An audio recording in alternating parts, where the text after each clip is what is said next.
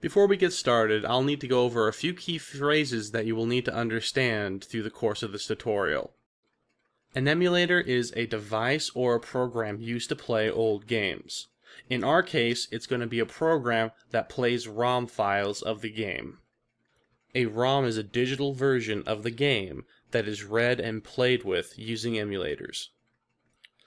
A clean ROM means the original game. There's been no hacking done to it, there's been no editing done to it. If you played that file in an emulator, you'd be playing the base game. Nothing more, nothing less. A hack is a combination of an IPS patch and a ROM file together to create a new game. Distributing full ROM versions of the game is illegal. Hack makers have gotten around this by using IPS patches. An IPS patch can be applied to the base game, and it alters it to create the hack. It is essentially a mod. An IPS patcher is a small, simple program that is used to apply patches to ROMs to create ROM hacks. Let's get started. You'll need three things. You'll need the IPS patch from your desired hack.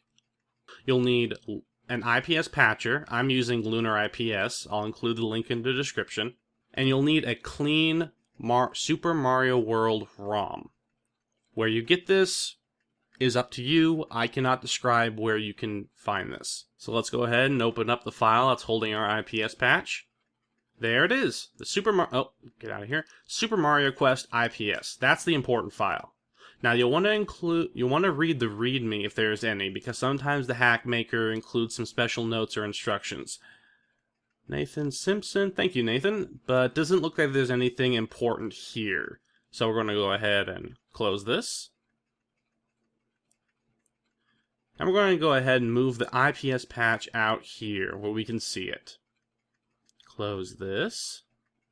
Now, what we're going to do now is we're going to be applying this patch to this ROM to create our ROM hack.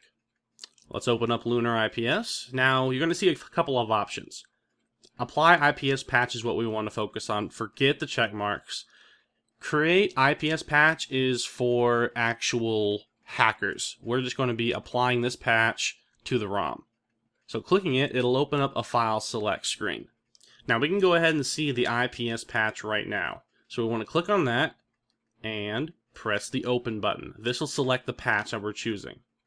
Now we want to find the clean Super Mario World ROM and select that.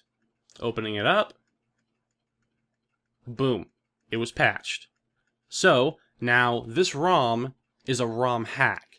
Now all we need to do to play it is to load it up in a Super Nintendo emulator, which I will be showing you now. And we are in a Super Nintendo emulator. I'm currently using ZSNES. It's my favorite and quite possibly the best Super Nintendo emulator available. For the computer, that is, the PC. I'm pretty sure this works for Mac and Linux as well. So in order to play the hack, we want to go to Game. Then Load. This will bring us to a file select screen. Now you're going to navigate through your folders through here to find the proper file. An important note is these two dots right here are actually the back buttons. So you're able to go backwards if you want to, go back to a previous file set that you were. Only reason I'm mentioning this is because I had trouble figuring it out when I started, so I wanted to point that out. So my file is located on my desktop, and right here, Super Mario Quest is the full title. There we go. The .smc file, that is the ROM file that has the ROM hack. You see that I've renamed it? It's okay to rename these files as long as you keep the .smc at the very end of it. If you try to get rid of that, your computer should give you a warning not to, but just letting you know, you want to keep that on no matter what. The front part, you can rename anything. Once you selected your ROM hack, your patched ROM hack, you want to go ahead and just select it, press load, boom. We're playing it now.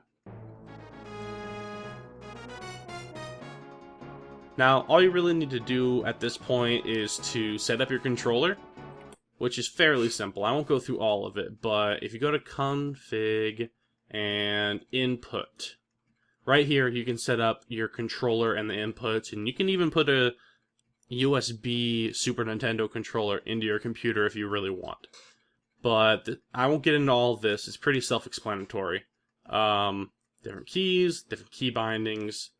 You should have no problem with that.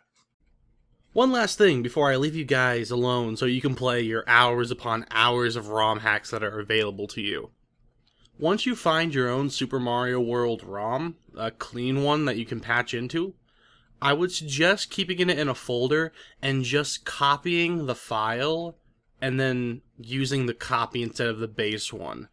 It makes it a lot easier so you don't have to keep finding and re-downloading the ROM over and over again. And because the file is not that large to begin with, there's like no storage drain at all. So that's just a suggestion that I use that I would recommend to you guys. I hope you've had fun, and if you have any questions, leave them in the comments below, and let's see if we can troubleshoot your issues. This has been Lasersniper. See you guys next time.